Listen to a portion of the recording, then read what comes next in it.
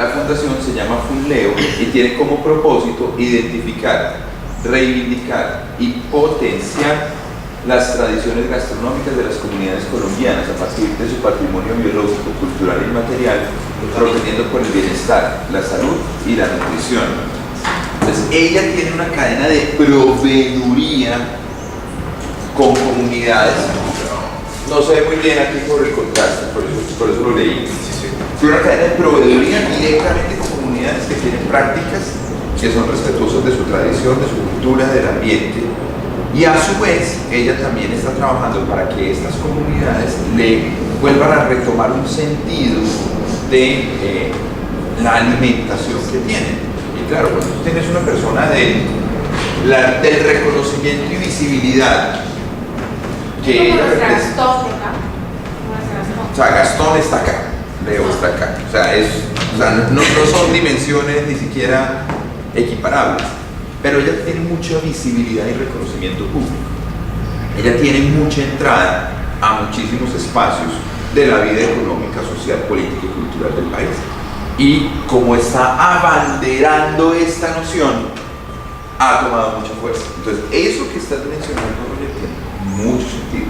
Y si hubiese una manera en la que se pudiese conectar, o con Gastón, o con Rafael, algunos de estos que son los nuevos héroes de la vida nacional, y en alguna medida esto eventualmente pudiese ser referenciado.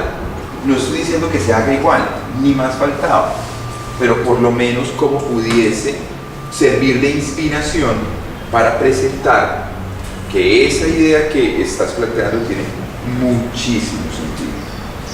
Ahora, hay otros mercados y el uso de estas tecnologías cada vez es más fácil. Este, por ejemplo, es uno que conozco bastante bien.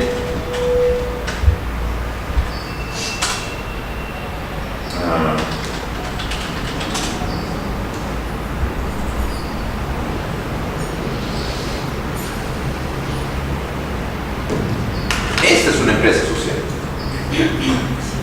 Entonces, mercado por suscripción.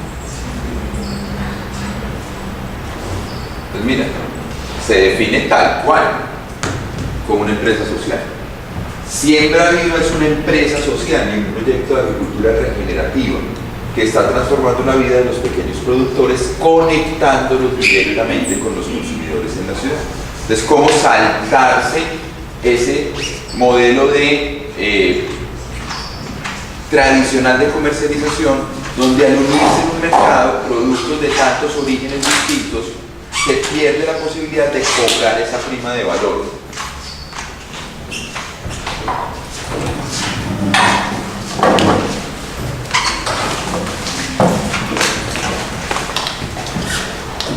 Comprometidos con el impacto social medible, hemos sido apoyados por Acumen Fund desde el 2014 y en el 2016 ellos son una empresa B, se certificaron como empresa B, buscando no ser la mejor empresa del mundo, sino la mejor empresa para el mundo. Nuestro objetivo es dignificar la labor del agricultor, entregar un valor justo por sus productos que les permita mejorar su calidad de vida y garantizar las ventas de lo que producen directamente a los consumidores a través de su tienda en comercio electrónico, de su e-commerce. Confiamos en que el cultivo local de comidas saludables, sin agrotóxicos y el cuidado de la tierra alimentan una vida con sentido. Cuanta más gente en la ciudad esté conectada con su comida y su procedencia, más capaces seremos de transformar el mundo, una comida a la vez, una zanahoria a la vez. Entonces mira que estos son, y yo creo que por donde estás enfocando el trabajo tiene mucho sentido, cómo poder encontrar esquemas que conecten estos sistemas productivos con los nichos de mercado para los cuales esos sistemas tienen sentido, pero que no van a conocer de la existencia de estos, no van a salir a buscarlos. No tienen el tiempo, no tienen el recurso, no tienen quizás la capacidad de salir a conectar. Y miren que aquí la palabra clave es esta: conexión. Es decir, que yo como consumidor, y son bien buenos, esto me llega a la casa, son bien buenos, pero aparte de ser bien buenos, sé que detrás de ellos hay unas historias de vida, o sea, estamos conectados y las conexiones son fundamentales para la generación de nuevas posibilidades de agregación de valor. Muy bien, ¿en dónde vamos? ¿Quién es capaz de hilar una historia de las 5 sesiones que llevamos que sirva de abrebocas a esta última con la que culminamos? A ver, Katy. A ver qué Katy es capaz de hilar una historia. En realidad, considero que lo que más se ha quedado en nuestras mentes es el tema de innovación social, lógicamente en relación con el curso. Sí. Y ello, digamos, haciendo como el análisis de lo que es innovación, no solamente a lo nuevo que se podría hacer en cuanto al tema social, sino en el proceso que debe seguir esta innovación y ciertos criterios que deben considerarse. ¿No? Ello, por ejemplo, o retomando la definición que nos comentabas a un inicio de la clase sobre el objetivo en sí de, digamos, no solamente del curso, sino del tema de innovación, el cual era identificar los factores o las determinantes del éxito, eso ya sea a nivel personal y a nivel colectivo. Así años que yo no escriben con tiza. Me había olvidado cómo era. Y finalmente, tal vez cerrando con el tema de que este proceso de innovación tiene el fin de mejorar la calidad de vida, ¿no? En general de las personas. Entonces, nos hemos trazado una ruta, identificar factores de éxito. Este es uno de los elementos. ¿Y cómo hemos buscado identificar los factores de éxito? ¿Qué va a hacer que identifiquemos los factores de éxito? La reflexión. Listo. Muy bien. ¿Y la reflexión sobre qué? Sobre una idea de negocio. La reflexión sobre las ideas de negocio. Sí. La reflexión sobre las ideas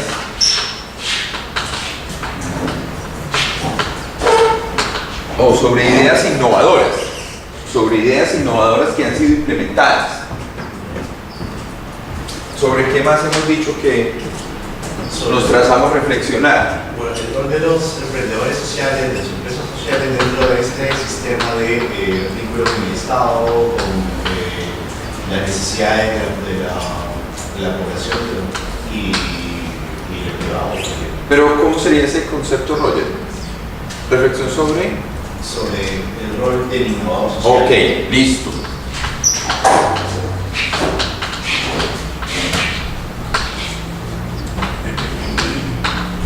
Listo. ¿Sobre qué más hemos reflexionado? ¿O sobre qué más hemos? Sobre la identificación de buenas prácticas que ya se hicieron, o experiencias exitosas en el Listo. tema. Ello a fin de proponer nuevos modelos. Ese sí me gusta mucho. Sobre los modelos. ¿Sobre qué más hemos reflexionado?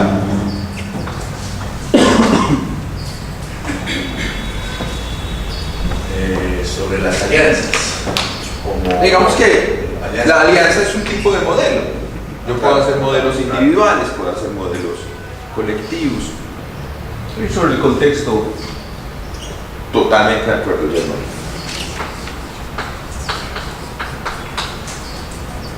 Y también sobre qué hemos hablado. ¿Por dónde arrancamos? Las primeras sesiones, ¿a qué se las dedicamos? ¿Cómo se ha ido evolucionando? A la evolución de,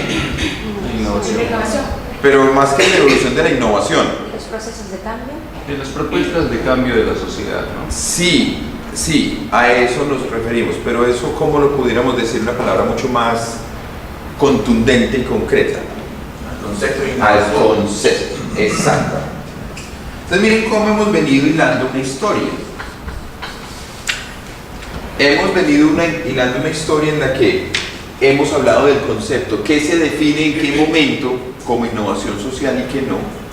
Hemos hablado de cómo los contextos van cambiando y esos contextos que cambian van incidiendo en el concepto. Que en la medida que este concepto se va mutando o va mutando, va determinando cuáles son los posibles modelos de intervención. Y la intervención son personas con ideas. Personas sin ideas no hacen innovación. Ideas sin personas no logran innovación. Y lo que pretendemos es que ustedes sean mejores que. ¿Qué pretendemos? Que sean mejores que para ser mejores que. Exacto. Que ustedes sean mejores, que ustedes aumenten y sean conscientes de cómo ustedes juegan un papel de emprendedor social, o sea, mejoren su capacidad personal de ser un emprendedor social, de ser un líder de una empresa social. Y que siendo mejores líderes, mejore también ¿qué? La calidad de ¿qué? De vida. Ese será el resultado final. De iniciativas. Exacto, mejore la calidad de las ideas que ustedes implementan. Por eso hacemos énfasis en esto.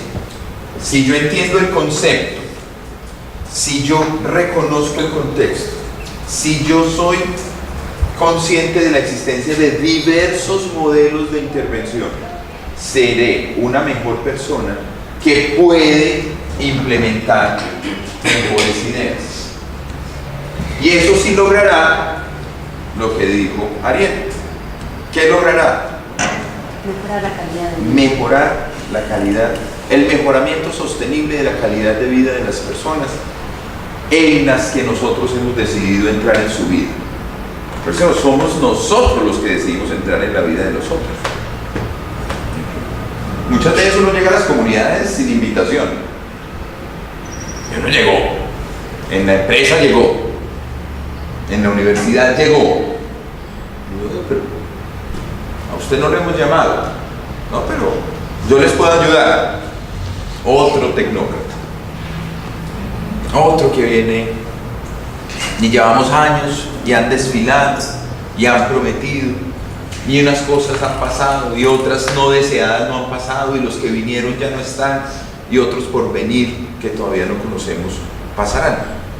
Entonces, si nosotros hemos decidido hacer de la empresa social y hemos decidido hacer de la intervención social un sello de nuestra vida desde el punto de vista personal y profesional, hagámoslo con mayor cuidado, hagámoslo con mayor criterio, hagámoslo de una manera cada vez más responsable. Por eso, si nosotros mejoramos a nivel individual y si nosotros mejoramos nuestro quehacer a nivel colectivo, podremos conducir a esos escenarios que pretendemos y eso es lo que podríamos decir es el éxito en las empresas sociales. ¿Dónde quedamos entonces anoche? Para que vayamos ya cerrando. Quedamos aquí. Nos quedaba simplemente de este segundo momento hablar de otra fuente, otros de los tantos problemas que hay. Los problemas de género, los problemas de inclusión de las personas en situación de discapacidad o los problemas de inclusión de personas de diferentes grupos de edad, de diferentes grupos etarios. Miren, ¿qué nos dice en cuanto al género? En los últimos 20 años, ya esto podríamos decir, en los últimos 30 años, las mujeres han avanzado mucho en la mejora de su calidad de vida. Se ha reducido la tasa de fecundidad y el tamaño medio de los hogares. Se ha aumentado la participación de las mujeres en la fuerza laboral. Han aumentado de una manera sustancial los niveles educativos de las mujeres. Sin embargo, todavía encontramos regiones en las que se relega a las mujeres a la esfera reproductiva. Los problemas de las violencias de género no han sido superados y esto no es solamente un asunto de Perú, esto es un asunto de toda la región. Persisten todavía en algunas zonas altas tasas de mortalidad materna y en algunas zonas no se logra la incorporación efectiva de la mujer en la economía formal y en las estructuras políticas. Todavía no se logra esa participación efectiva. Los obstáculos, numerosos, potentes, ignorancia, abandono, superstición, miedo, que aíslan a este grupo poblacional y retrasan cada vez más su desarrollo. La incapacidad que tenemos aún para poder comprender cada vez mejor los detalles que establecen la relación entre discapacidad y pobreza, superar el mero enunciativo de la igualdad de oportunidades. Algo que siempre me ha llamado la atención en las oportunidades que he tenido de estar en este lindo país es que yo veo con frecuencia en todos los establecimientos, en los restaurantes, en los comercios, por la orden estatal está prohibida la discriminación. ¿Listo? Ahí está dicho, ahí está enunciado, está visible, pero uno ve el comportamiento, no ve la cultura. Bueno, pero el fumar sí debo decir que yo siento, pues yo veo que las personas son muy respetuosas de los espacios en los que no se debe fumar. O sea, yo no veo personas fumando en recintos donde no deberían hacerlo. Pero siempre que yo veo un cartel de esos en cualquier lugar, me pregunto, ¿eso es simplemente por cumplir la norma de que debe exhibirse un cartel? ¿O es porque está en las personas que allí están la noción de la discriminación y de que debemos luchar en contra de ellas? Transformar las estructuras sociales que alimentan la discriminación, la segregación y la exclusión. O sea, hemos avanzado, pero sigue habiendo retos muy significativos. Voy a referirme a esta historia cortica, muy parecida a la de CNA, pero quiero mostrarles ahora un video que de hecho relata una historia que conocí en un grupo, en un grupo de este programa, 2 versiones atrás, o la versión del año pasado. No, fueron 2 versiones atrás. Creo que fue 2 versiones atrás. Más o menos parecido a lo que sucede con CNA. CNA, el Instituto de Enseñanza de Idiomas en Brasil, al que hicimos referencia hace 2 sesiones. ¿Qué logran ellos? ¿Cuál es su innovación? ¿Lo recuerdan? Satisfacer necesidades de 2 grupos diferentes, ¿no? Perfecto. Digamos, la gente que necesitan de aprender un nuevo idioma y en el otro que necesitan estar en comunicación con alguien, ¿no? Exacto. ¿Y qué problemas tenían ambos grupos que son resueltos por esa vía? Esa distancia. La tecnología permitió unir 2 poblaciones que tenían mucho valor para agregarse entre sí, como le acaba de decir Katy. Una población, los jóvenes brasileños,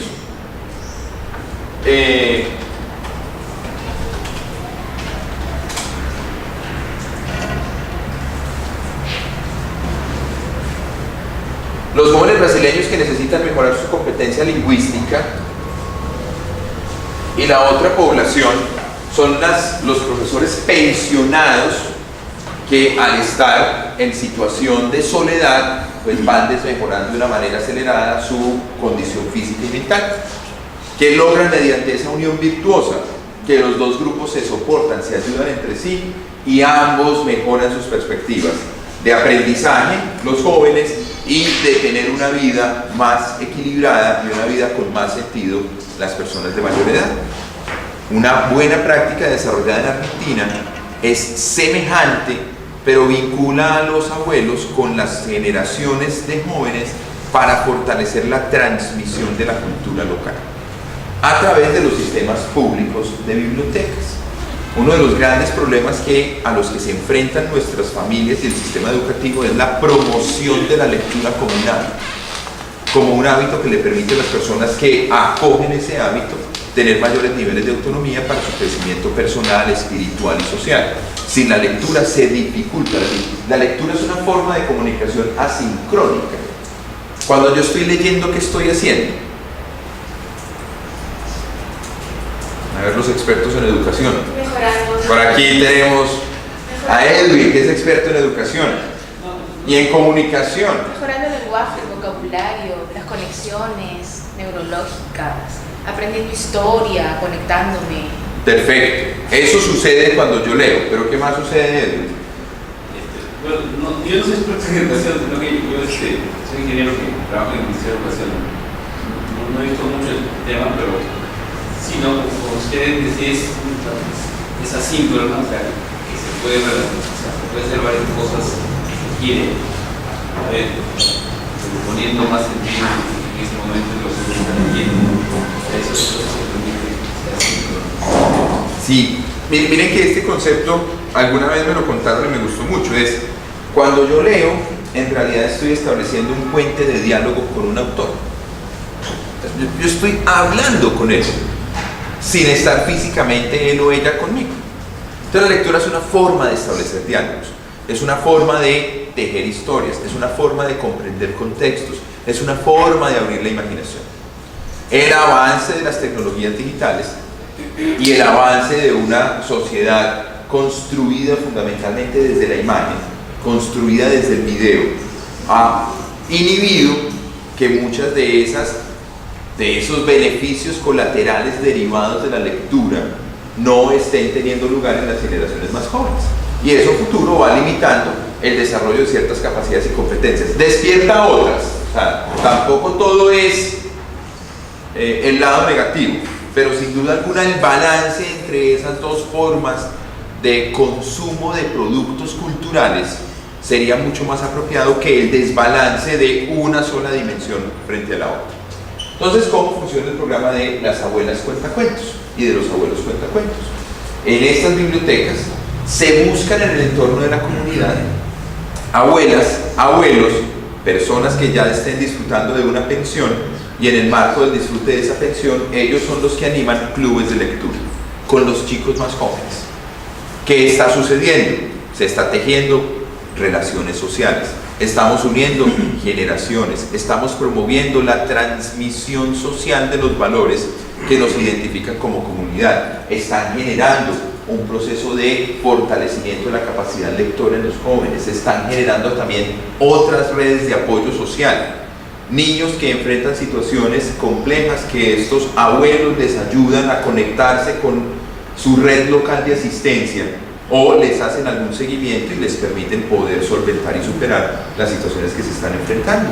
Y de igual manera los abuelos encuentran algo valiosísimo que los invita a poder plantearse nuevos horizontes de vida, a que dejen de tener una vida monótona y empiecen a tener una vida en la que encuentran sentidos.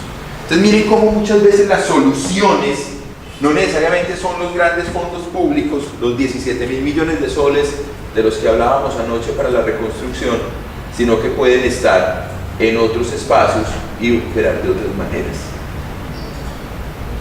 Ay, raro que no esté cargando. No sé si ustedes conocen este proyecto. ¿Todos lo conocen? Porque si lo conocen, obvio el video. No, listo. El laboratorio es un emprendimiento social que se enfoca en capacitar a mujeres jóvenes como desarrolladoras web y luego conectarlas con el mercado laboral para que puedan comenzar una carrera en el rubro de tecnología, traer más mujeres y más diversidad al sector tecnológico y ser las futuras líderes de esta industria. Comenzamos en Perú en el 2014 y desde entonces nos hemos expandido y ahora estamos también en Chile y en México. Hemos graduado ya más de 200 jóvenes desarrolladoras que han pasado por el programa y han logrado triplicar sus ingresos y comenzar una carrera súper escalable. Comenzamos el laboratorio porque nos dimos cuenta que había una demanda muy alta por desarrolladores, por gente que pudiese crear tecnología.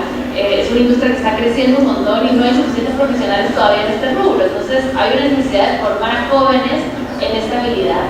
Y decidimos enfocarnos en mujeres porque hoy en día hay muy pocas mujeres en la industria tecnológica. En general en América Latina menos del 10% de los profesionales en el sector son mujeres. Entonces había la necesidad de traer a más mujeres para que el sector pueda ser más diverso y más competitivo y para que además las mujeres no nos quedemos fuera de un campo que tiene tantas oportunidades, ¿no?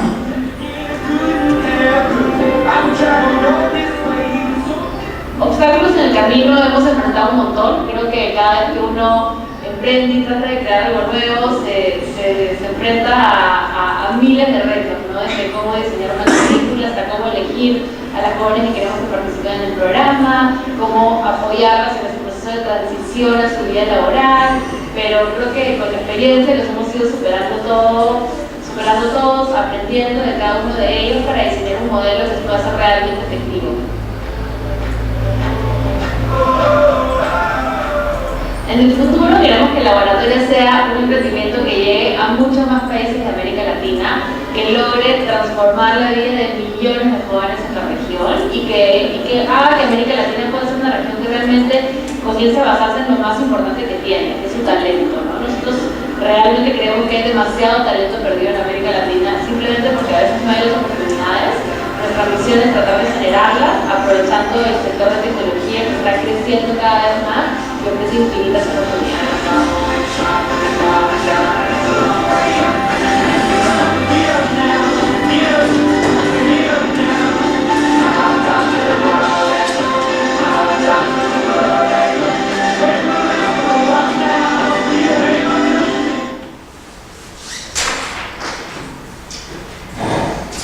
¿Cómo se define Mariana? ¿Como una qué?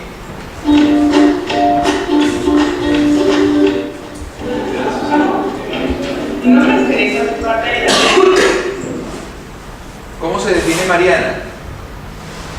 Ella lo dijo. ¿O qué es laboratorio? Es un emprendimiento social. O sea, Siembra Viva es una empresa social. O sea, el término es ese. O sea, somos empresas sociales. Declárense de esa manera, porque eso les pone un sentido en lo que ustedes están haciendo. Mariana, ¿qué se ha trazado como proyecto de vida? Que el laboratorio puede expandirse, ¿no? Y llegar a millones. O sea, el sueño de ella es cambiar la vida de millones de mujeres en América Latina. ¿Cuál es la oportunidad sobre la que se sustentó el diseño de un modelo de intervención? La necesidad de programadores para esta tecnología. Exactamente, encontrar en el mundo de las empresas privadas una brecha no satisfecha en términos de lo que es el grupo al que quiere intervenir, que se llama el capital humano de la región. Y esa brecha se llama ¿cuál? ¿Qué es lo que no están encontrando las empresas de tecnología de América Latina? Programadores. ¿Esta es una industria en crecimiento o en declive? Crecimiento, pero con unas grandes barreras al crecimiento. ¿Cuál es una de esas barreras al crecimiento? Gente, personas que sean capaces de poder participar en los proyectos de desarrollo de aplicativos que están teniendo salida al mercado. El resto es cómo unir esos dos mundos. Las tasas de éxito de cada cohorte de jóvenes que reciben los cursos en laboratorio, porque ellas van no a dictar el curso, ellas están buscando es una opción de empleo y están buscando un tema de generación de vinculaciones efectivas a puestos de trabajo generadores de valor económico para las participantes. La tasa de éxito es entre 90 y 95% de enganche laboral de cada cohorte. Son cohortes cortas, son cursos de 6 meses, luego con una fase de acompañamiento de 1 año y medio donde ya están trabajando, pero después de 6 meses ya empiezan a trabajar. Y a medida que ellos empiezan a trabajar, ella conoció el modelo de Lumni, el que les mencionaba a ustedes, y lo replicó. Entonces simplemente lo que ella es, opera con la misma lógica. Tú me pagas es cuando estás trabajando. Como es un ciclo corto de formación, empieza a generar un retorno a la organización rápido y le ha permitido, es que empezó en ¿cuánto? ¿Cuándo empezó? 2014. En 2014, o sea, esto es ayer. ¿Y hoy en cuántos países está? Perú, Chile y México. Exacto, está en Perú, está en Chile, está en México. En México tiene 2 operaciones, Ciudad de México, Guadalajara. Empieza ahorita la apertura en Brasil y de la mano con nosotros vamos a hacer el plan de despliegue para Colombia. Entonces yo espero que podamos estar abriendo laboratorios en Colombia en el 19, yo espero que podamos en el 2019 tener una iniciativa de esta naturaleza que permita, porque miren que nosotros también tenemos unos conceptos culturales a los que estábamos refiriéndonos cuando nos hablamos de los retos en términos de género. Sí, buscamos proyectos orientados a la empleabilidad de las mujeres, pero normalmente esos proyectos siguen teniendo esa carga cultural de cuáles son los roles de las mujeres. Normalmente los proyectos de empleo hacia mujeres, ¿hacia dónde los enfocamos? Bueno, sí, la tecnología es, yo estoy en informática y pocas veces programan. ¿Pero por qué? Porque no les hemos enseñado.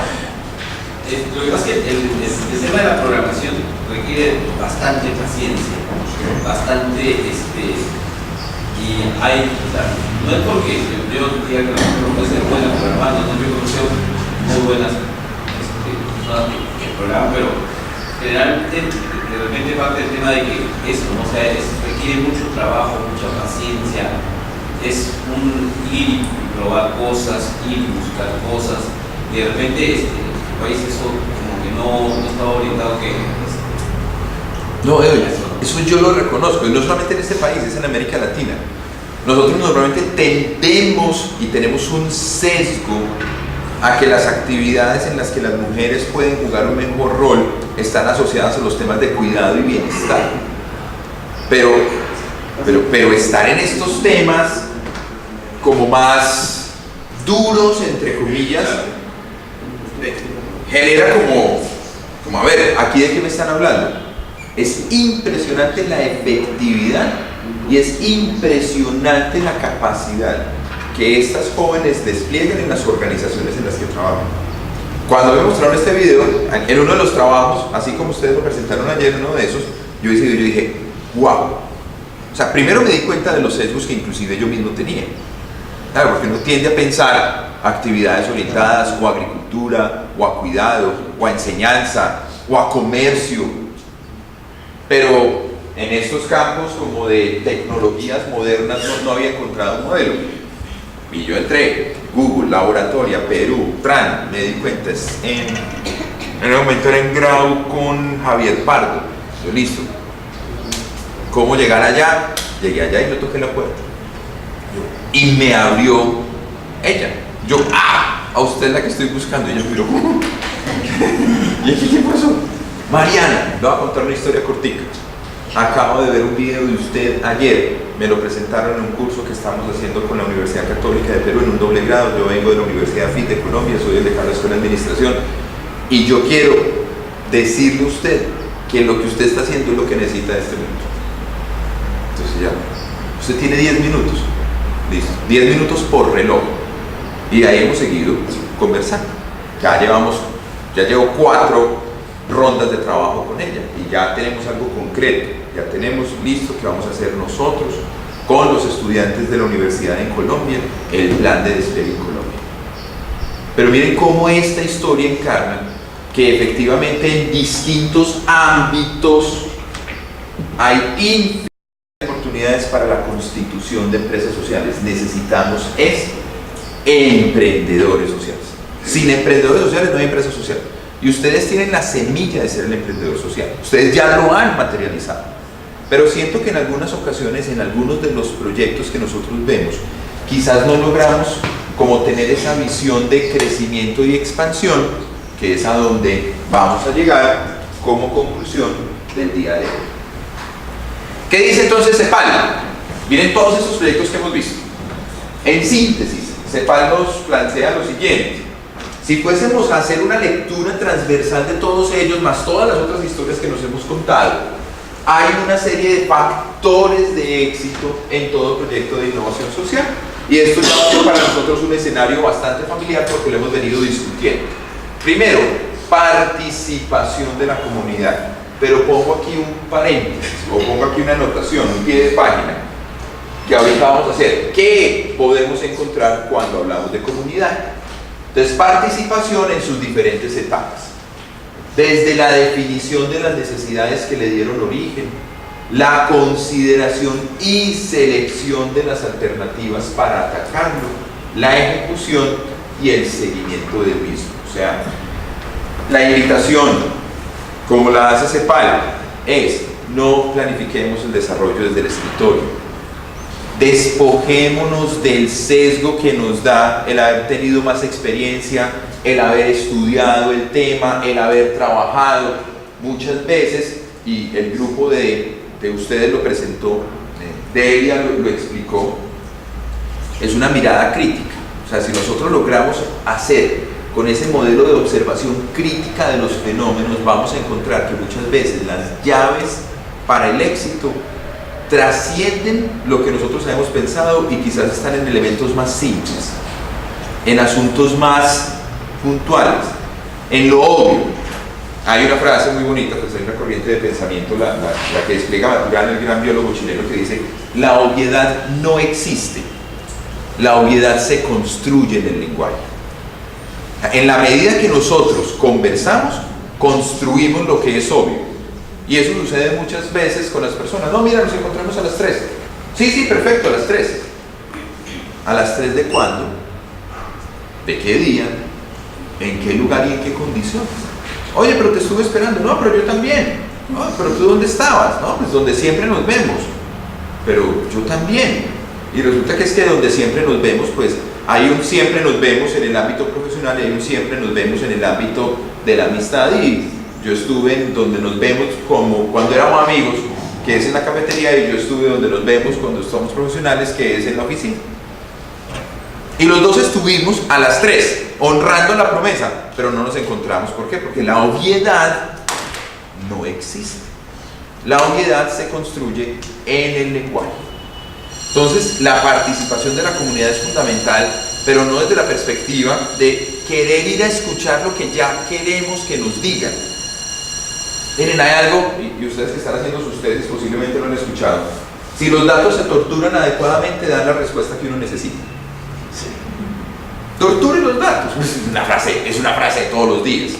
No, torture los datos para que le dé la hipótesis. No. Escuche los datos y torture sus hipótesis. Es la que hay que torturar, es la hipótesis. Los datos lo que nos tienen que ayudar es a entender y comprender fenómenos. Y nosotros muchas veces torturamos comunidades para que encajen en nuestras hipótesis.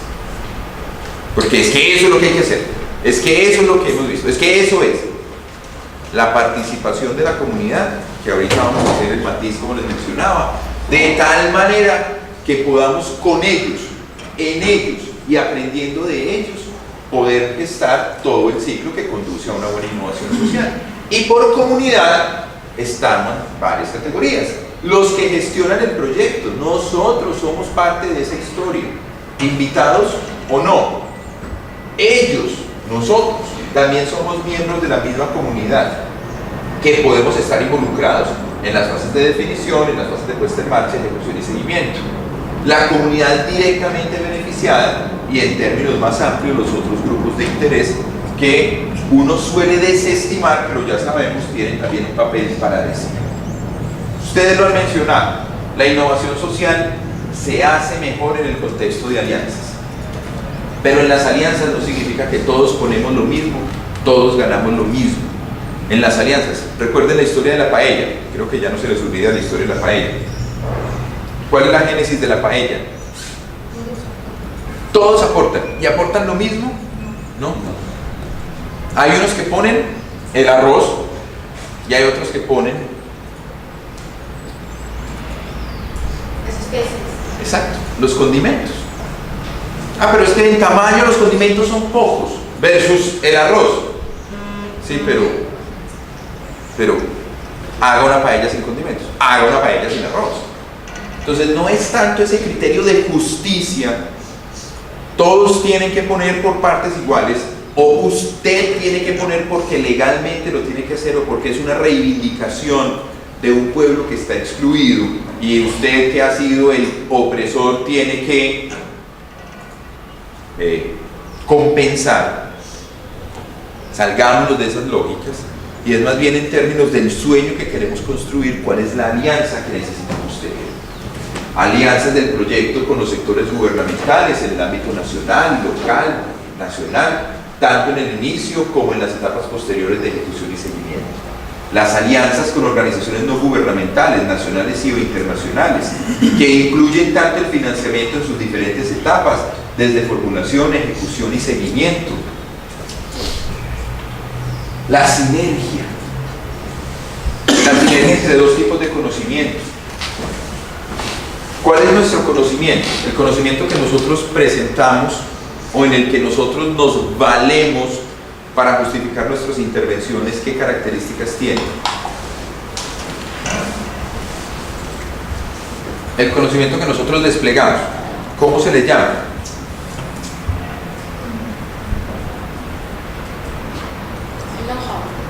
Sí, pero ¿cómo le podemos, qué tipo de conocimiento es?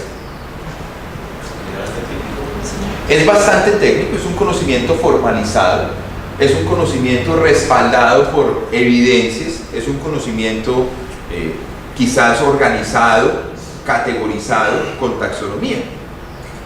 Pero esa es una forma de conocimiento. Las comunidades tienen muchísimo conocimiento.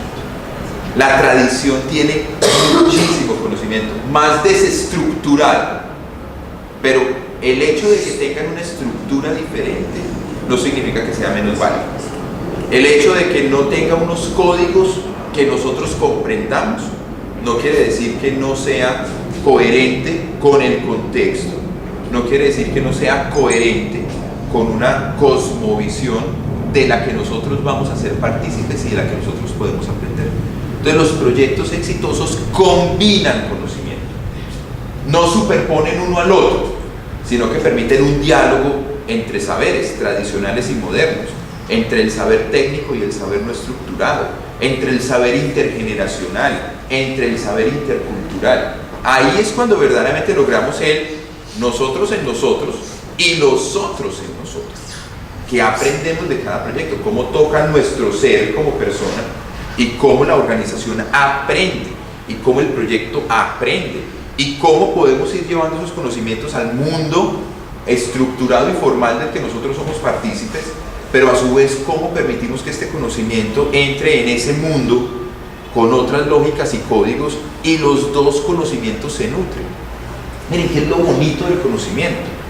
Es el único activo que si se comparte no se pierde para quien lo compartió. Eso es lo bonito del conocimiento. Ustedes me han enseñado, y me han enseñado cosas muy valiosas. Ustedes dejaron de saberlas por enseñármelas. No, ustedes las siguen sabiendo. Ahora, yo las aprendí y yo he compartido con ustedes. Espero que hayan aprendido. Vamos a hablar de eso un poco más en detalle al final de la jornada de hoy. Yo he dejado de saber lo que sé al compartirlo. No.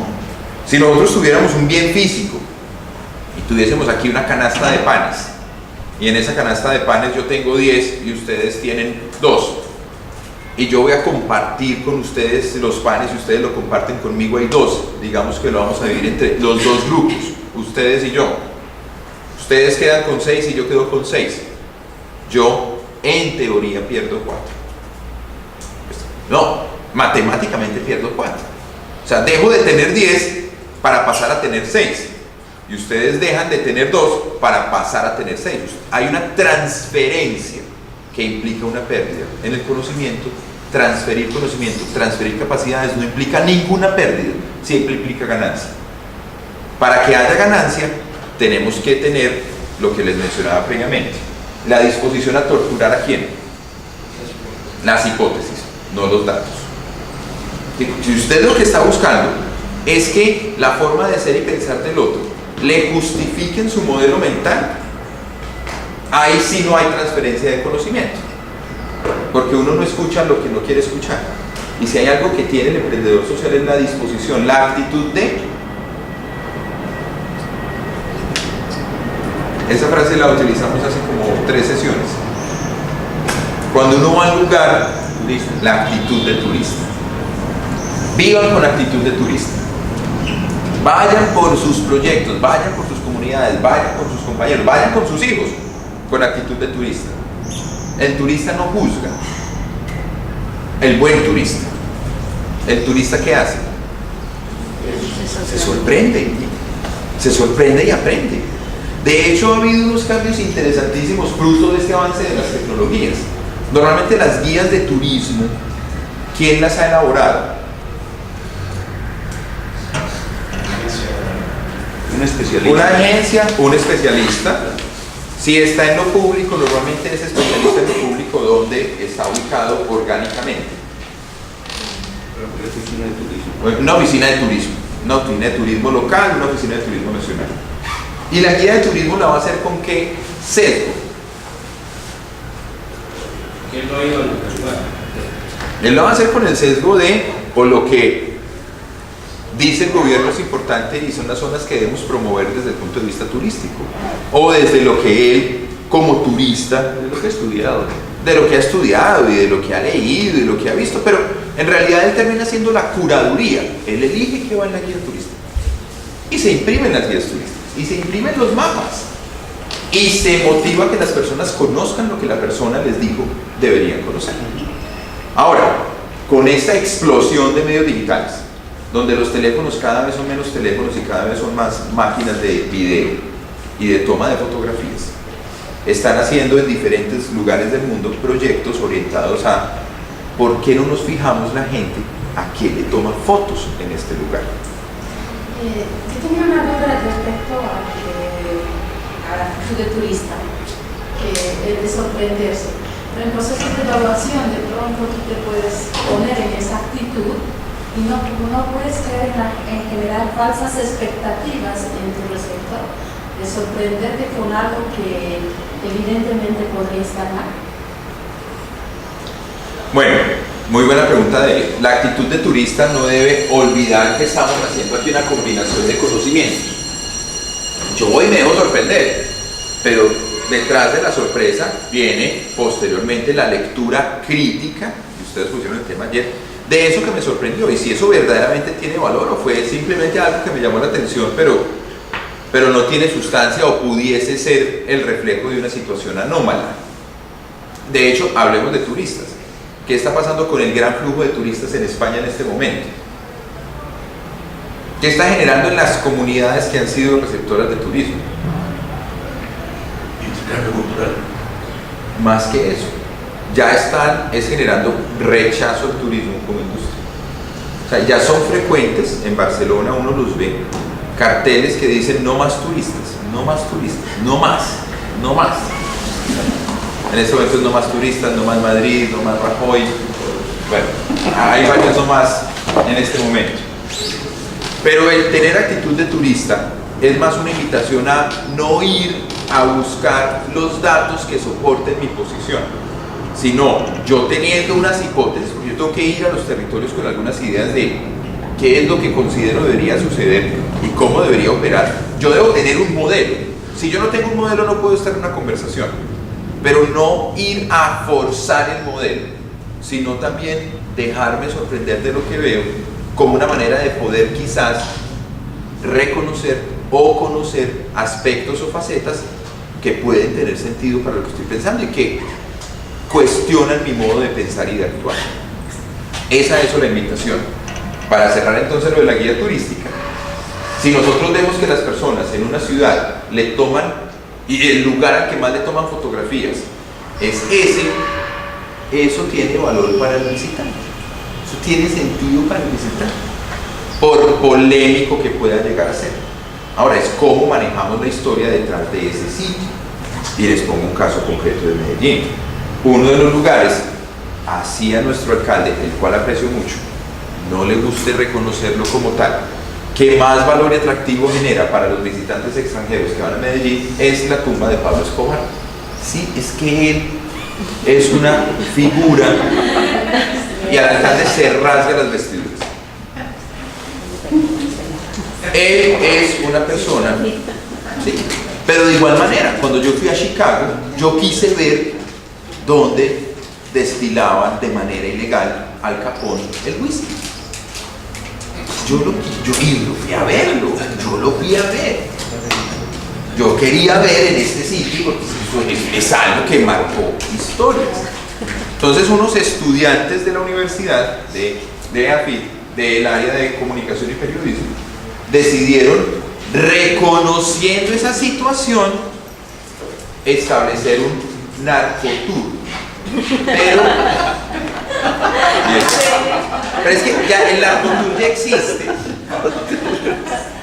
Pero este es un narcotour contado desde la perspectiva de qué significó en términos de desarrollo, qué significó en términos de violencia, qué significó en términos de sufrimiento el hecho de que a nivel mundial se siga promoviendo o se siga evitando abordar de manera integral la problemática de las adicciones. Y un poco el mensaje detrás del narcotour es, miren, Todos los países tienen su Pablo Escobar. Todos los países enfrentamos este fenómeno. ¿Vamos a seguir de espaldas al mismo o nos vamos a atrever a pensar soluciones diferentes? Entonces, ¿cómo la tumba de Pablo Escobar se convierte en un motivo para invitar a una reflexión sobre un modo de construir sociedad? Esa es la apuesta en la cultura de los estudiantes. Y eso ha sido supremamente interesante, porque la gente viene con la pretensión de ver ese lugar y asociarlo con quizás esa faceta del capo más famoso de la historia y lo que tenía y lo que logró y el poder y todo aquello, y al final termina siendo, mire, de la manera en la que nosotros nos planteemos frente al problema del consumo y el tráfico de estupefacientes, dependerá si este tipo de personajes volverán a surgir en nuestras historias o se convertirán en uno que nos enseñó que estábamos transitando en la dirección que no era. Cómo construir la historia detrás del hecho que genera interés en un visitante, en un territorio. Entonces, no escribir la guía turística o la invitación, hoy más el desafío es cómo retamos nosotros las hipótesis, no cómo nosotros torturamos los datos. Apropiación. Este es otro punto clave. Si no hay apropiación de la innovación por parte de la comunidad, incluyendo no solamente a sus líderes, sino también al conjunto de beneficiarios o participantes en las acciones, sabremos que esa innovación no tendrá asidero. Lo mencionaban ustedes ayer en el caso de la gestión del agua. Se ha hecho inversión pública, pero no ha habido apropiación de esas infraestructuras creadas. En consecuencia, no hay una gestión adecuada. Estando la infraestructura, si no se gestiona, no se va a prestar el beneficio social esperado. Si no hay apropiación, no hay innovación que se sostenga. El liderazgo individual, tanto a nivel interno como externo de la propia comunidad, y el liderazgo institucional, que aquí ya hicimos una pausa o hicimos pues algunas anotaciones interesantes a lo largo del desarrollo del módulo. Las instituciones que manejan en una estructura social el sistema de incentivos positivos y negativos. Por eso son tan importantes. La institución cultural premia ciertas actividades para que las mujeres desempeñen en sus comunidades. ¿Qué está haciendo el laboratorio? Venga, institución, premiemos otras cosas también. No es que no dejemos que hagan lo otro, pero también premiemos esto. Premiemos mediante una vinculación laboral efectiva y un aumento de ingresos superiores a los de la media, la vinculación de las jóvenes excluidas de los segmentos, de los sectores, de los estratos 1 y 2, sería pues el equivalente, ¿cómo se llama aquí? El estrato socioeconómico. ABC. De los estratos socioeconómicos más bajos, premiémoslas para participar en la economía formal. Llevémoslas, pero no en la economía formal del comercio, sino en la economía formal de las tecnologías. Ahora, esas instituciones son las que generan el sistema de premios e incentivos, y Mariana lo dice abiertamente. Una de las principales barreras con las que nosotros nos enfrentamos es el imaginario que existe en los padres, en los hijos, en los hermanos, acerca del papel de ellas en la industria tecnológica. Profesor, a mí me sorprende mucho la premiación, que no es usual. El Estado, creo que es en Singapur, premiaba a los mejores productores con un cheque de $80 por manejar bien. Si el policía te correteaba a tu casa, te paraba en tu casa, tú entrabas y decías, señor, ¿qué pasó? Con tus documentos. ¿Por qué? ¿Qué pasó? ¿Me va a matar? No, le voy a dar un premio por haber manejado bien tu trabajo de su casa y le da un cheque de $80. Eso es Singapur. Eso es un premio de que asombrado. ¿Cómo se premiaba un comportamiento de ciudad? ¿Y por qué no premiar? No, es que aquí no pasa eso. No de acuerdo, es que aquí no pase, que en Colombia no pase, que en Chile no pase, que en México no pase, que en Argentina no pase, no significa que no podría pasar. Utopía para realistas. O sea, parte del trabajo de nosotros es tener siempre en clara la pregunta, ¿y por qué no? No, es que eso no se puede. Bueno, dime por qué no se puede. No, es que no hay recursos. Bueno, ¿y por qué no hay recursos? Kratos Cambria. No, es que los jóvenes sin experiencia no son capaces de hacer un vehículo. ¿Por qué no? No, es que no hay dinero. ¿Por qué no? No, es que hay muy poco tiempo. Pero ¿por qué es muy poco tiempo o es muy largo tiempo? Si ustedes posiblemente recuerdan la frase que aparecía cuando este Instituto Europeo de Enseñanza en la Administración hacía el artículo sobre la historia de nuestros jóvenes, decía: Cambria probó una vez más que existe una fuerza superior, y ese se llama el deseo y la voluntad, y que esa sigue generando historias, y que esa sigue generando capacidades. Entonces nosotros como emprendedores sociales tenemos que tener anclado el: ok, no se ha hecho, pero no se podrá hacer. Y no es entrar en tono confrontación con el otro. No, es que usted no ha dejado, es que usted no ha permitido, y arrancan las largas listas de esques. Cambiemos las preguntas por el esque o las justificaciones del por qué no ha pasado a la duda metódica acompañada de un modelo inspirado en un concepto que lee un contexto para decir: bueno, venga, entonces, ¿qué habrá que hacer esta vez distinto para que podamos ir generando una evolución en esa dimensión que, estamos de acuerdo, conduciría a un mejor escenario para todos? La competitividad de la organización, la competitividad del producto, del servicio es clave. O sea, lo que vayamos a ofrecer tiene que ser mejor que otras alternativas que ya hay sobre la mesa. La asociatividad, como ya habíamos hablado, y la integración en cadenas productivas, dice CEPAL, estos últimos puntos son específicamente para proyectos que tienen que ver con generación de ingresos. ¿Dudas hasta el momento? ¿Preguntas, inquietudes? El liderazgo, por ejemplo, y la sinergia tienen una relación. Una gran conexión. Una gran conexión, porque el liderazgo, cuando es carismático, cuando es simpático, cuando llega, puede ser sinergia solamente por el mismo personaje que atrae a los actores. Y sabe muy bien articular con ellos, se ve que es la persona que va a solucionar los problemas por su actitud, por su forma positiva, alentadora, motivadora, de entrarle fuerte. Entonces, a veces necesitamos líderes de esas categorías para poder unir a los actores que están confrontados. Yo diría, Ariel, no necesitamos líderes, ustedes deben ser esos líderes. O sea, no necesitamos otro líder por allá que venga a ser. Aquí están ustedes. ¿Por qué no son ustedes esos líderes? A pesar de que hay que pagar las consecuencias de ser. No a pesar, No, no a pesar. Es lo que hay que hacer. Sí, hay una frase pues muy norteamericana: no pain, no gain. ¿Listo? Esto es un proyecto de vida. O sea, ser un emprendedor social es un proyecto de vida, en el cual lo vimos. ¿Cuáles son los elementos en los que puntúa mayor el emprendedor social versus el emprendedor tradicional? Es más colaborador, tiene un estilo de participación, tiene un estilo de dirección mucho más colaborativo y participativo, estructuras más organizacionales más horizontales, tiene mayor satisfacción con el trabajo que ejerce, tiene mayor duración en las asignaciones y cargos que enfrenta versus el otro. Hace de esto una forma de vida, hace esto una forma de expresión de su personalidad.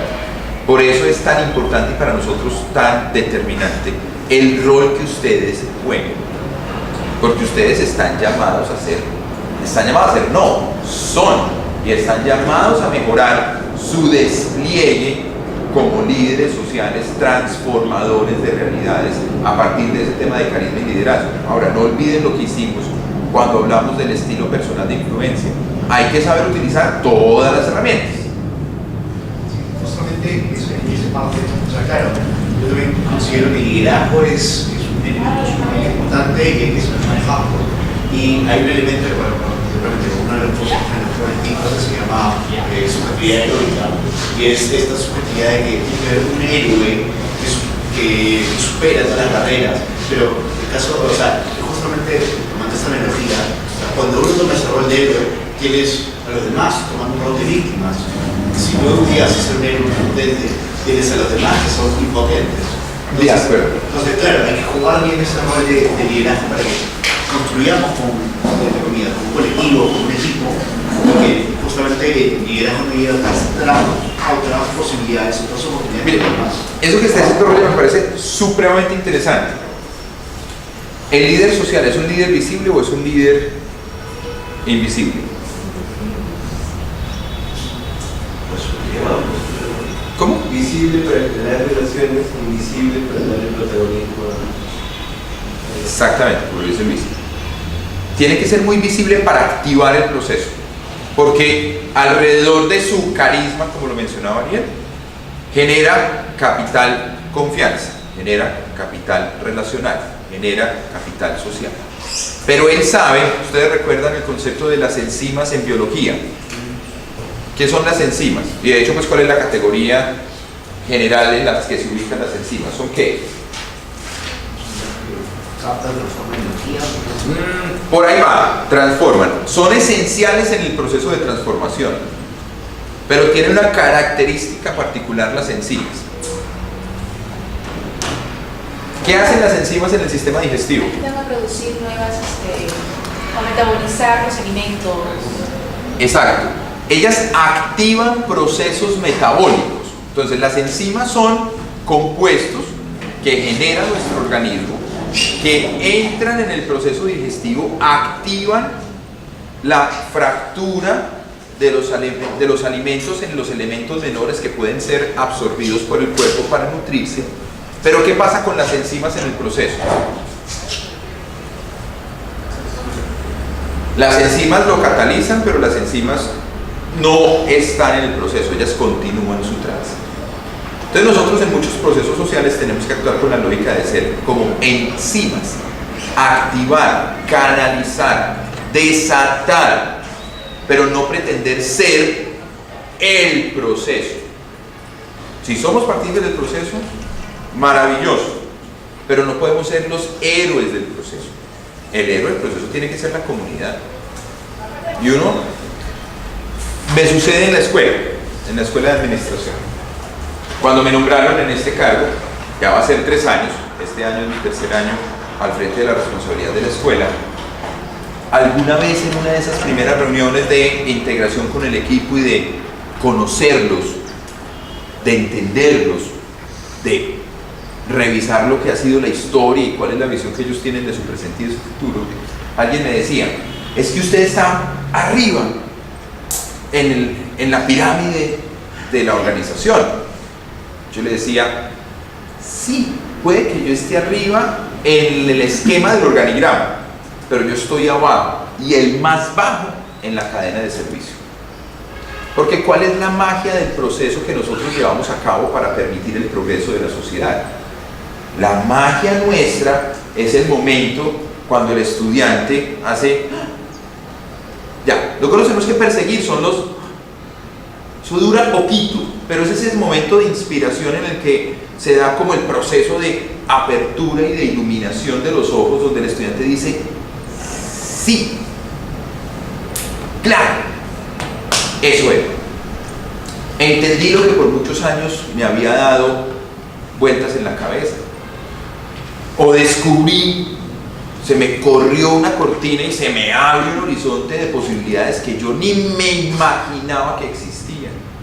O pude hacer esa conexión entre elementos que yo tenía a la mano y que, wow, es como los niños cuando empiezan a reconocerse las manos, como que, ay, esto es mío, esto estaba aquí, esto sirve, siento, opera. Entonces esos son los momentos que llamo yo. Entonces nosotros tenemos, como yo lo mencioné a ustedes, la escuela tiene 5.000 alumnos, ustedes son parte de esos 5.000 alumnos, distribuidos en 7 ciudades de América Latina. En promedio, cada hora hay 60 grupos de la Escuela de Administración en operación. Hoy es sábado, estoy con ustedes acá. En Pereira hay 13 grupos operando, en Bogotá hay 3, en Cali hay 9, en Medellín puede haber 40. En este momento, es como Lufthansa. Lufthansa tiene 100 aviones en el aire. El presidente de Lufthansa no sabe exactamente qué está pasando en cada uno de ellos. Le es imposible saber qué está pasando en todos y en cada uno de ellos. Pero confía en que los procesos de su organización son tales que en cada uno de esos vuelos están al frente de ellos personas competentes que están cumpliendo la promesa social que se han trazado. Ahora, la promesa y el momento mágico no lo desarrollo yo, lo desarrollan los profesores. Esos 60 profesores que en este momento están ejerciendo su papel en muchísimas partes del mundo. ¿Cuál es mi trabajo? Brindarles a ellos las herramientas para que ellos sean los héroes, no yo. Yo no puedo dictar 60 cursos de manera simultánea en 7 ciudades a la vez. Es imposible, imposible. Los héroes de una institución educativa son los profesores y las interacciones profesores-estudiantes. Los héroes de una institución educativa son los estudiantes en su interacción con los profesores.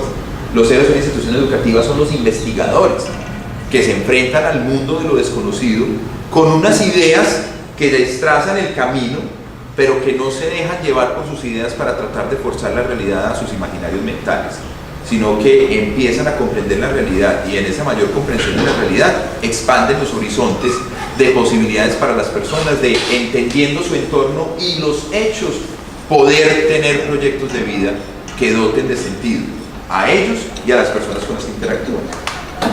Hay un punto interesante en el tema de héroes. Recuerdo en una experiencia que tuve en Topará, en Ica, cuando hicimos un trabajo de liderazgo para un local comunal, porque el terremoto había arrasado su local y estaba por caerse y la gente no quería entrar, no tenían espacio donde hacer sus reuniones, sus convocatorias, no tenían espacio, los deben del polvo, de la tierra. Entonces es una necesidad. Hicimos una articulación con los actores y se construyó, duró como un año, la experiencia y se construyó. A 2 años se construyó. Cuando yo a ver el impacto del trabajo, le habían puesto una placa al local, hecho por la municipalidad. Y dije, ¿qué? Yo no lo hice la municipalidad, fue un actor. No que ellos hicieron el protagonismo, ahí se vio racismo los héroes. Nosotros lo hicimos. El municipio lo hizo, el alcalde tal, el alcalde obviamente, porque quería postularse la campaña, pum, puso su placa ahí. Y le dije a la comunidad, ¿qué pasó? ¿No fueron ustedes los que lo hicieron? Porque esa fue la idea de la ONG, no fueron ustedes los que lo hicieron. Entonces me sentí como un asno. ¿Y saben por qué digo asno? Porque como soy un asno reconocido. O sea, yo debí de repente poner mi placa. ¿Para qué? Porque también necesitamos ser reconocidos porque nuestro trabajo se tiene que ver. Claro, en alguna forma. Nuestro trabajo se tiene que ver en las intervenciones que hacemos, nuestro trabajo se tiene que ver en el conocimiento que generamos, nuestro trabajo se tiene que ver en la política pública. O sea, todo lo que nosotros hagamos debe tener también un eje muy importante y es el eje de comunicación.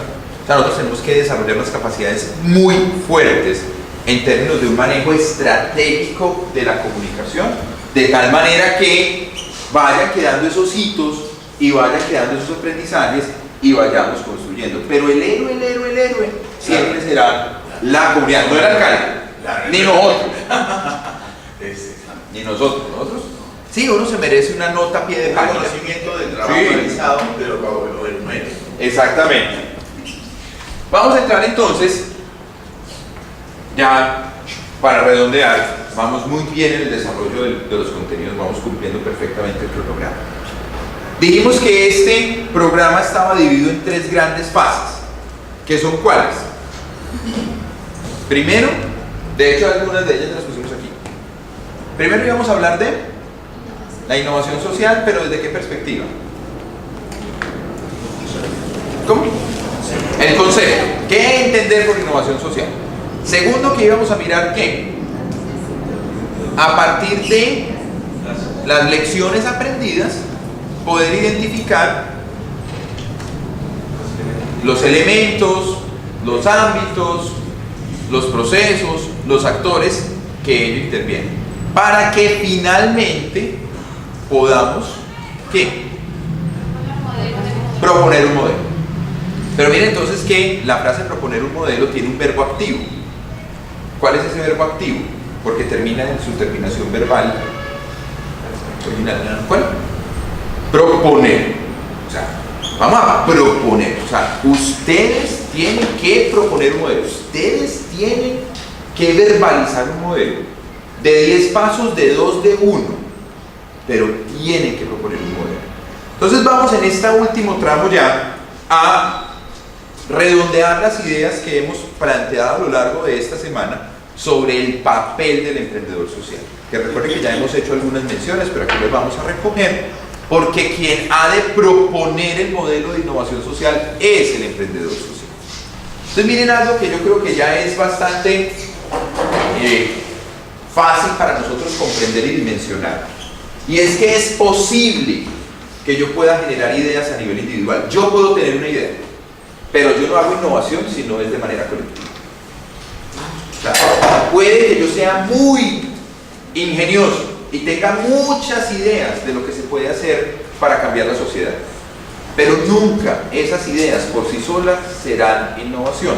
La innovación existe cuando hay una apropiación, cuando las ideas son puestas en la práctica, cuando las ideas se materializan. Y la innovación necesariamente es un ejercicio colectivo.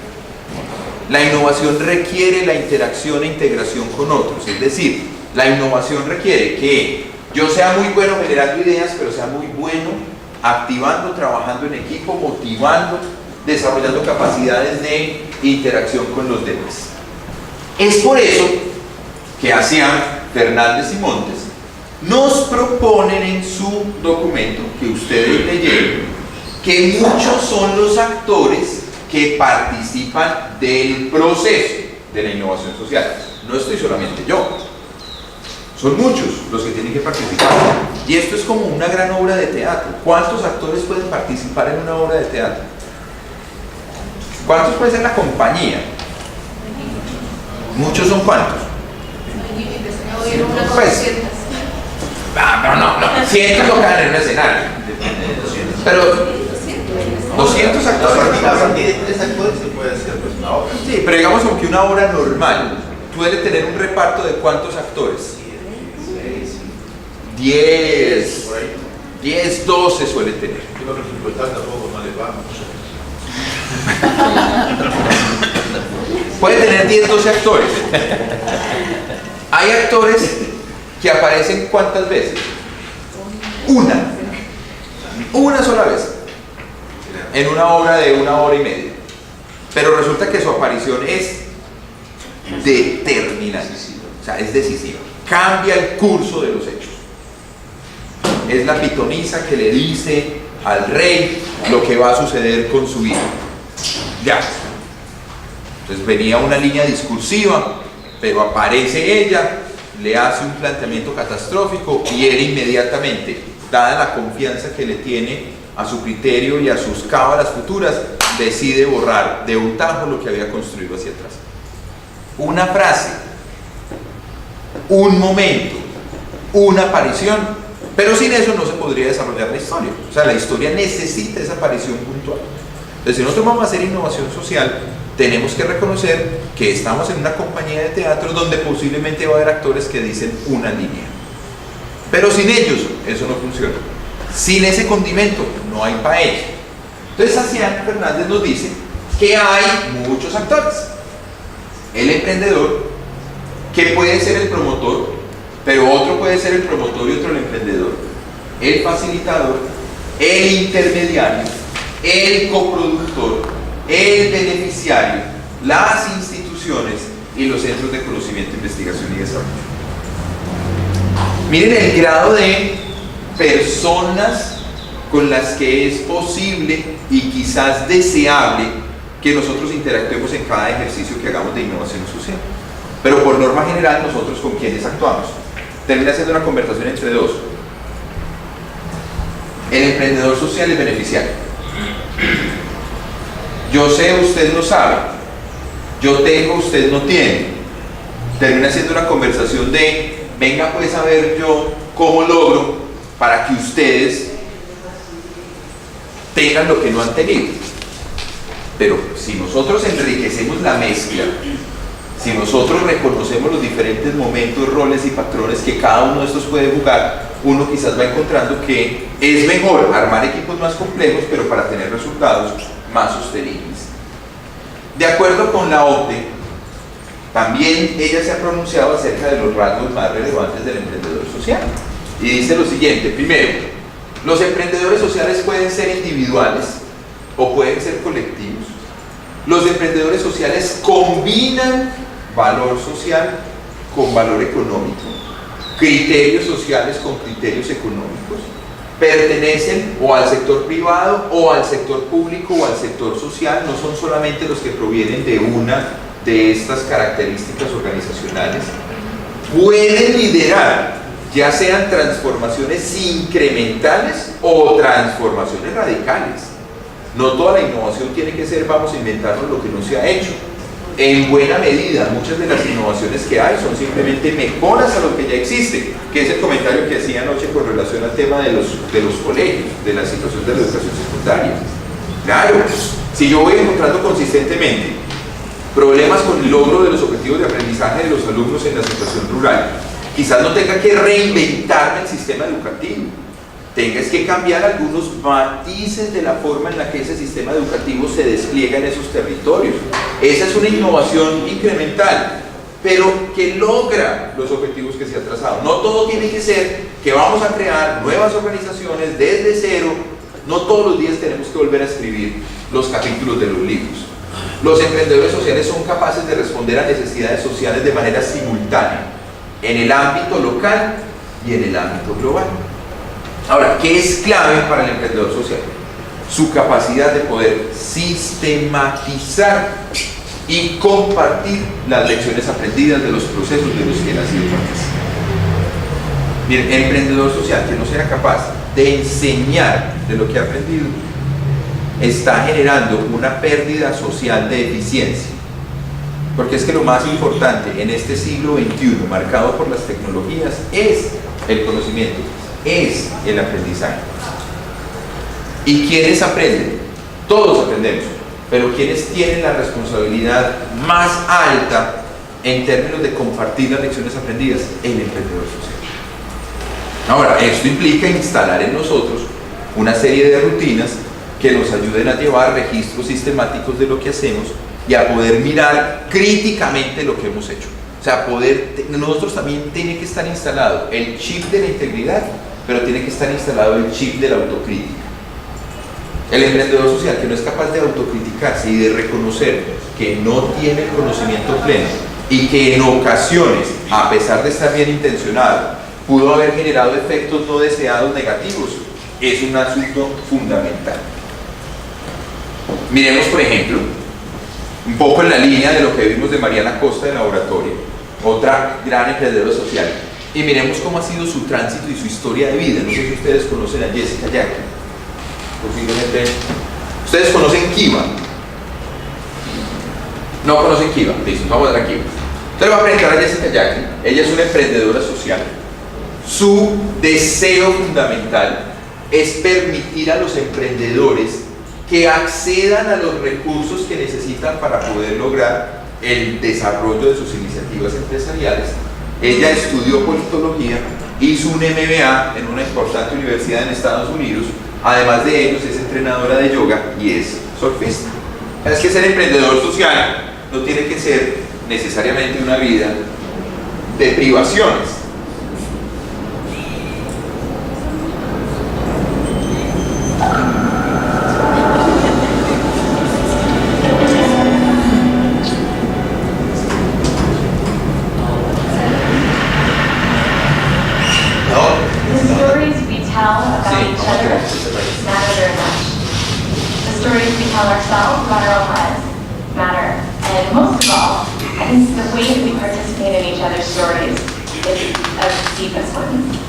I was 6 years old when I first heard stories about the poor. Now, I didn't hear those stories from the poor themselves. I heard them from my Sunday school teacher and Jesus, kind of by my Sunday school teacher. I remember learning that people who were poor needed something, material, food, clothing, shelter, that they didn't have. And I also was taught, coupled with that, that it was my job, this classroom full of 5 and 6-year-old children, it was our job, apparently, to help. This is what Jesus asked of us. And then he said, what you do for the least of these, you do for me. Now, I was pretty psyched. I was very eager to be useful in the world. I think we all have that feeling. And also it was kind of interesting that God needed help. That was news to me, and it felt like it was a very important thing to get to participate in. But I also learned very soon thereafter that Jesus also said, and I'm paraphrasing, the poor would always be with us. This frustrated and confused me. I felt like I had been just given a homework assignment that I had to do, and I was excited to do, but no matter what I would do, I would fail. So I felt confused, a little bit frustrated and angry, like maybe I misunderstood something here, and I felt overwhelmed. And for the first time, I began to fear this group of people and to feel negative emotion for the whole group of people. I imagined in my head a kind of long line of individuals that were never going away, that would always be with us. They were always going to ask me to help them and give them things, which I was excited to do, but I didn't know how it was going to work. And I didn't know what would happen when I ran out of things to give, and especially if the problem was never going away. In the years following, the other stories I heard about the poor growing up were no more positive. For example, I saw pictures and images frequently of sadness and suffering. I heard about things that were going wrong in the lives of the poor. I heard about disease. I heard about war. They always seemed to be kind of related. And in general, I got this sort of idea that the poor in the world, lived lives that were fraught with suffering and sadness, devastation, hopelessness. And after a while, I developed what I think many of us do, is this predictable response, where I started to feel bad every time I heard about them. I started to feel guilty for my own relative wealth, because I wasn't doing more, apparently, to make things better. And I even felt a sense of shame because of that. And so, naturally, I started to distance myself. I stopped listening to their stories quite as closely as I had before, and I stopped expecting things to really change. Now, I still gave. On the outside, it looked like I was still quite involved. I gave them my time and my money. I gave when solutions were on sale. Cost of a cup of coffee can save a child's life, right? I mean, who can argue with that? I gave when I was cornered, when it was difficult to avoid. And I gave in general when the negative emotions built up enough that I gave to relieve my own suffering, not someone else's. But truth be told, I was giving out of that place, not out of a genuine place of hope and excitement to help and of generosity. It became a transaction for me, it became sort of a trade. I was purchasing something, I was buying my right to go on with my day and not necessarily be bothered by this bad news. And I think the way that we go through that sometimes can, first of all, disembody a group of people, individuals out there in the world, and it can also turn into a commodity. There's a very scary thing. So as I did this, and as I think many of us do this, we kind of buy our distance, we buy our right to go on with our day. I think that exchange can actually get in the way of the very thing that we want most. It can get in the way of our desire to really be meaningful and useful in another person's life, and in short, to love. Thankfully, a few years ago, things shifted for me because I heard this gentleman speak, Dr. Muhammad Yunus. I know many in the room probably know exactly who he is, but to give the shorthand version, for any who have not heard him speak, Dr. Yunus won the Nobel Peace Prize a few years ago for his work pioneering modern microfinance. This was, when I heard him speak, it was 3 years before that. But basically, microfinance, this is new to you as well, think of that as financial services and products for the poor. Think of all the things you get at your bank and imagine those products and services tailored to the needs of someone living on a few dollars a day. Dr. Yunus shared his story explaining what that was and what he'd done with his Grameen Bank. He also talked about, in particular, micro-lending, just a tiny loan that can help someone start or grow a business. Now, when I heard him speak, it was exciting for a number of reasons. First and foremost, I learned about this new method of change in the world that, for once, showed me maybe a way to interact with someone and to share a resource in a way that wasn't weird and didn't make me feel bad.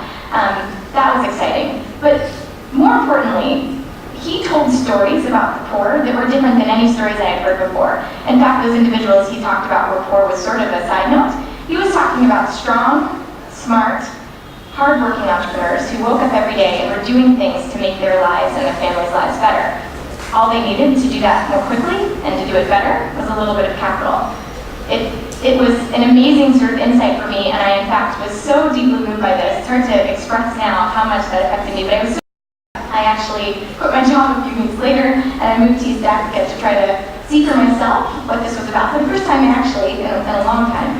I wanted to meet those individuals. I wanted to meet these entrepreneurs and see for myself what their lives were actually about. So I spent 3 months in Kenya and Uganda and Tanzania interviewing entrepreneurs that had received $100 to start or grow a business. And in fact, through those interactions, first time I was starting to get to be friends with some of those people in that big amorphous group out there, supposed to be far away. I was starting to be friends and get to know their personal stories. And over again, as I interviewed them and spent my days with them, I did hear stories of life change and amazing little details of change. So I would hear from goat herders who had used that money that they had received to buy a few more goats, change, their business trajectory would change, they would make a little bit more money, their standard of living would shift and would get better, and they would make really interesting little adjustments in their lives, like they would start to send their children to school, they might be able to buy mosquito nets, maybe they could afford a lock for the door and feel secure. Maybe it was just that they could put sugar in their tea and offer that to me when I came as their guest, and that made them feel proud. But there were these beautiful details. Even if I talked to 20 goat herders in a row, some days that's what happened. These beautiful details of life change that were meaningful to them. That was another thing that really touched me. It was very humbling to see for the first time, to really understand that even if I could have taken a magic wand and fixed everything, I probably would have gotten a lot wrong. Because the best way for people to change their lives is for them to have control and to do that in a way that they believe is best for them. So I saw that and it was very humbling. Anyway, another interesting thing happened while I was there. I never once was asked for a donation, which is kind of in my mode, right? There's poverty, you give money to help. No one asked me for a donation. In fact, no one wanted me to feel bad for them at all. If anything, they just wanted to be able to do more of what they were doing already and to build on their own capabilities.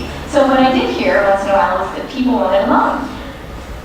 I thought that sounded very reasonable and really exciting. And by the way, I was a philosophy and poetry major in school, so I didn't know the difference between profit and revenue when I went to East Africa. I just got that impression that the money would work, and I started my introduction to business was in these $100 little pieces of capital, and I learned about profit and revenue, about leverage, all sorts of things from farmers, from seamstresses, from goat herders. So this idea that these new stories of business and of hope might be shared with my friends and family, and through that maybe we could get some of the money that they needed to be able to continue their businesses and as loans. That's this little idea that turned into Kiva. A few months later I went back to Uganda with a digital camera and a basic website that my partner Matthew and I kind of built, and took pictures of 7 of my new friends, posted their stories, these stories of entrepreneurship up on the website, spammed friends and family and said, we think this is legal, haven't heard back yet from the SEC on all the details, but what do you say? Do you want to help participate in this? Provide the money that they need. The money came in basically overnight. We sent it over to Uganda, and over the next 6 months, a beautiful thing happened. The entrepreneurs received the money, they were paid, and their businesses in fact grew. They were able to support themselves and change the trajectory of their lives. In October of 2005, after those first 7 loans were paid, Matt and I took the word beta off of the site. We said our little experiment has been a success, let's start for real. That was our official launch. And in that first year, October 2005 through 2006, Kiva facilitated $500,000 in loans. The second year it was a total of $15 million. The third year the total was up to around 40. The fourth year we were just short of 100. And today, less than 5 years in, Kiva's facilitated more than $150 million in little $25 bits from lenders and entrepreneurs, more than 1 million of those collectively in 200 countries. So that's where Kiva is today, just to bring you right up to the present. And while those numbers and those statistics are really fun to talk about and they're interesting, to me, Kiva is really about stories. It's about retelling the story of the poor.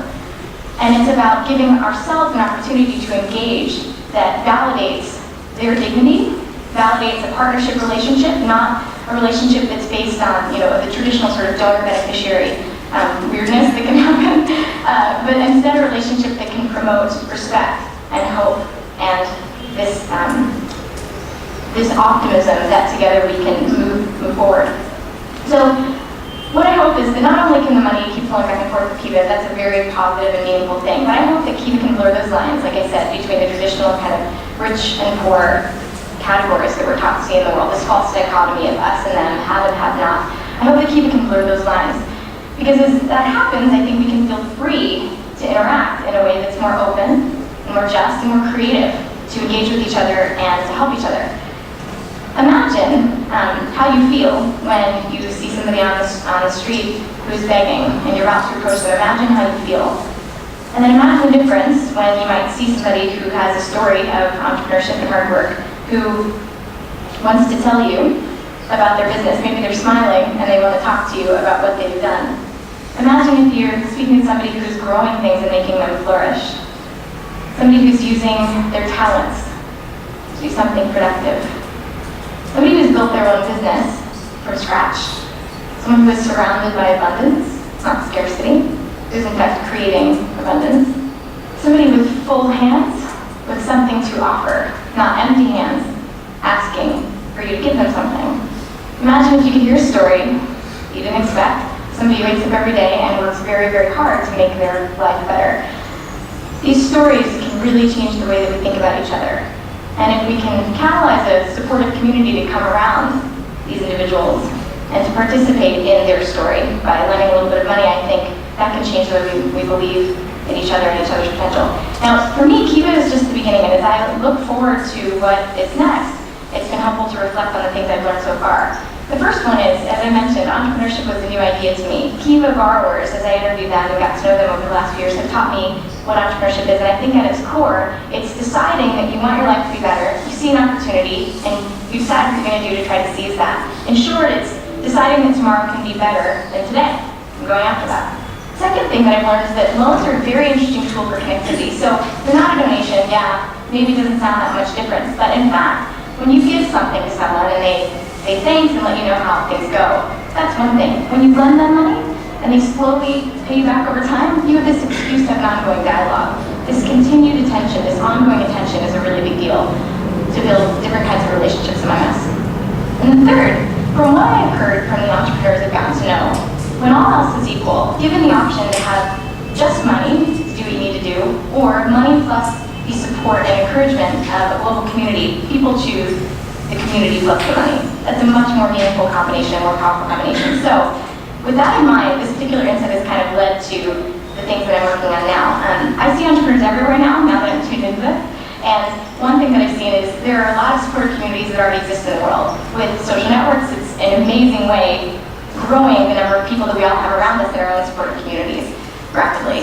And so as I've been thinking about this, how I've been wondering, how can we engage these supportive communities to catalyze even more entrepreneurial ideas, to catalyze all of us to make tomorrow better than today, right? As I've researched kind of what's going on in the United States, a few interesting little insights have come up. So one is that, of course, as we all might expect, many small businesses in the US and all over the world still need money to grow and to do more of what they want to do, or they might need money during a hard month. There's always a need for resources close by. Another thing is, it turns out those resources don't usually come from the places you might expect. Banks, venture capitalists, other organizations and support structures, they come from friends and family. Some statistics say 85% or more of funding for small businesses comes from friends and family. That's around $130 billion a year. It's a lot. And third, so as people are doing this friends and family fundraising process, it's very awkward. People don't know exactly what to ask for, how to ask, what to promise in return, even though they have the best of intentions and want to thank those people that are supporting them. So, to harness the power of these supportive communities in a new way and to allow entrepreneurs to decide for themselves exactly what that financial exchange should look like, exactly what fits them and the people around them.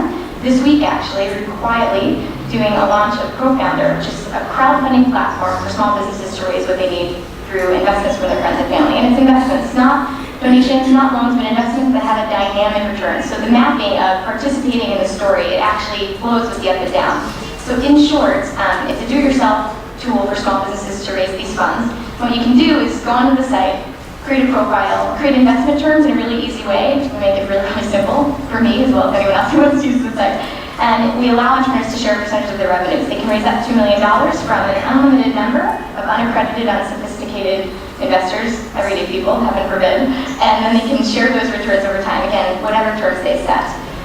As investors choose to become involved based on those terms, they can either take their rewards back as cash, or they can decide in advance to give those returns away to a nonprofit, so they can be a cash or a cause investor. It's my hope that this kind of tool can show anybody who has an idea, a path, to go do what they want to do in the world and to gather the people around them that they already have, people that know them best and that love them and want to support them, to gather them to make this happen.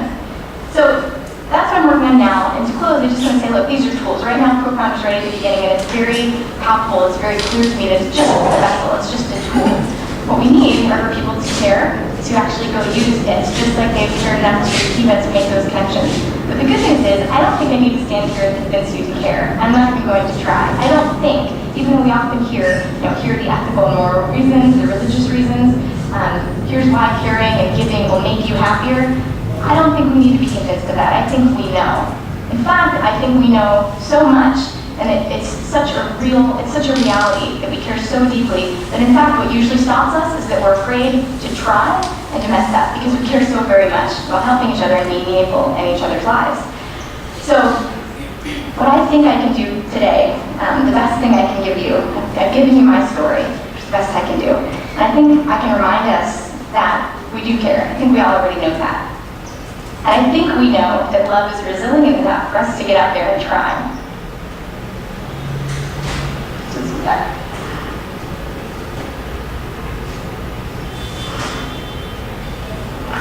Thanks.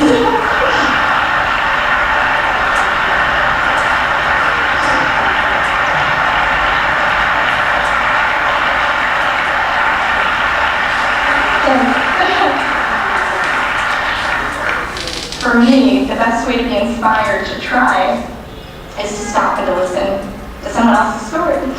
And I'm grateful that I've gotten to do that here at TED. And I'm grateful that whenever I do that, guaranteed, I am inspired. I am inspired by the person I'm listening to. And I believe more and more every time I listen in that person's potential to do great things in the world and in my own potential to maybe help. And that, forget the tools, forget the moving around of resources, that stuff's easy. Believing in each other, really being sure when push comes to shove that each one of us can do amazing things in the world, that is what can make our stories into love stories and our collective story into one that continually perpetuates hope and good things for all of us. So that, this belief in each other, knowing that without a doubt, and practicing that every day in whatever you do, that's what I believe will change the world and make tomorrow better than today. Thank you.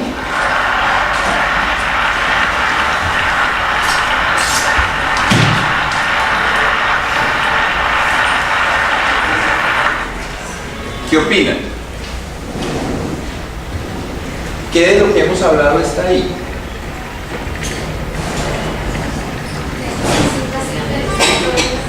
¿Perdón? La participación de los actores, porque ella tuvo involucramiento con la comunidad, los beneficiarios de Ella vio una historia, renunció a su trabajo y se fue a conocerlos. O sea, ella dijo, yo quiero ver qué es eso. Yo quiero saber eso de qué se trata. El involucramiento con los actores, exactamente, en los actores. ¿Qué más vieron? Su estilo de liderazgo también es interesante porque activa, pero permite que las personas tengan sus negocios y generen su propio desarrollo solo dándoles dinero, ¿no? Exactamente. ¿Cómo darles un poco de dinero puede cambiar toda su vida? Y para ella, más que dinero, ¿qué es lo que da? ¿Dinero con qué? Con fe y esperanza. Con fe, esperanza, pero ¿con qué más? Con seguimiento, pero no es el seguimiento técnico, es el seguimiento desde estoy interesado, estoy haciendo, quiero que sepas que hay personas que están interesadas en ti. Hay personas que te ven a ti y quieren genuinamente ayudarte porque tu historia, tu vida es importante para ellos. Y conecta gente que de otra manera esas historias no se iban a conectar. Este es el portal de Kiva. Entonces miren cómo funciona. Entonces, ¿en qué categorías quisiéramos conocer historias? Mujeres, agricultura, educación, salud, padres, solteros, alimentación en Estados Unidos que están próximos a terminar, negocios de comercio, en el arte, todas las categorías, todos. Miremos por ejemplo en América del Sur y miremos en Perú. Entonces, los intocables. A ver, veamos qué son los intocables. Faltan 29 días, va un 65% de una meta de recaudo de $2.500 y allá hay hasta el momento 24 inversores, que no son inversores, son prestamistas. Entonces la historia del grupo de los intocables.